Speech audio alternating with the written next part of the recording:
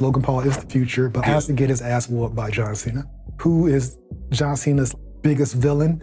Now, I might have to say Edge. AJ Styles, definitely, he's probably in my top 10. Randy Orton, Edge, CM Punk, these are the people who bring out the best in him. Brock left in 2004 and didn't come back till 2012. By then, Cena had turned into a monster, carrying the company on his back. Hip-hop and wrestling. John Cena did an interview with the Boston Herald talking about who his soulmates are in the ring. He revealed that he considers his wrestling soulmates to be Randy Orton, Edge, CM Punk, Seth Rollins, AJ Styles, and Cody Rhodes. He says that these are the people who bring out the best in him when he competes with them. I thought that was a pretty dope list, and I agree with everyone that's named. He's had classic feuds with all of them, but Cody Rhodes was like a name he just recently added. He said, I cannot put aside Cody Rhodes, I need to add him too, because of that amazing match they had at SummerSlam. They've only wrestled each other, at least in this era, twice. He's gave Cody Rhodes AA plenty of times back when he was dashing Cody Rhodes, and the Rhodes Scholar Cody Rhodes, and Stardust. Probably even Stardust as well. Matter of fact, I know he did because when Cena was feuding with Randy Orton back then, when he had Legacy with Ted DiBiase Jr. and Cody Rhodes, he was beating them up every single week. But now this is a different era, the American Nightmare Cody Rhodes, he's giving that person that rub and saying, this is one of my opponents who brings the best out of me. So that's a pretty dope cosign right there. You don't think Brock was on the list? He didn't say Brock was on the list. He was probably playing it safe because him and Brock got classic feuds. It's like, let's be honest about that. Both of them coming from OVW. So you mentioned why no Brock.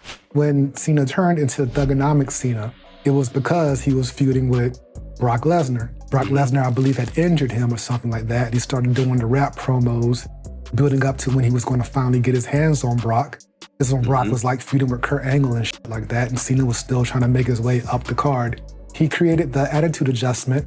He called it the FU at the time because Brock hit the F5. But keep in mind, Brock left in 2004 and didn't come back till 2012. By then, Cena had turned into a monster, carrying the company on his back.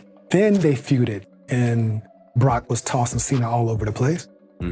Still, it wasn't like, I mean, they had great matches that I think of. It was like a SummerSlam where Brock gave him like 17 suplexes or some shit like that. But Cena did not have him on that list. But everyone else, CM Punk, makes sense. Randy Orton, probably his biggest rival. But yes, AJ Styles actually had a great feud with Cena and actually beat him. Yes. Those matches were good. AJ Styles brought great matches out of Roman Reigns too.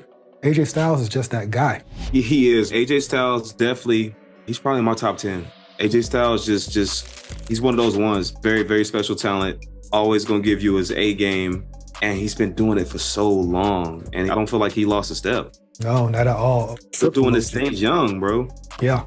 CM Punk, of course, the whole 2011 Money in the Bank, Summer of Punk thing, the pipe bomb, those two have amazing chemistry, but they haven't wrestled as much as him and Orton have. Out of all these people, Randy Orton, Edge, Punk, Rollins, Styles, and Rhodes, Orton and Edge would be the most. Matter of fact, I would debate who is John Cena's biggest villain. Now, I might have to say Edge, because all of 2006 I agree. was Edge. Come on, Rated R Edge. Rated R Superstar Edge. I'll probably rank Edge as Cena's #1 arch nemesis, followed by Orton.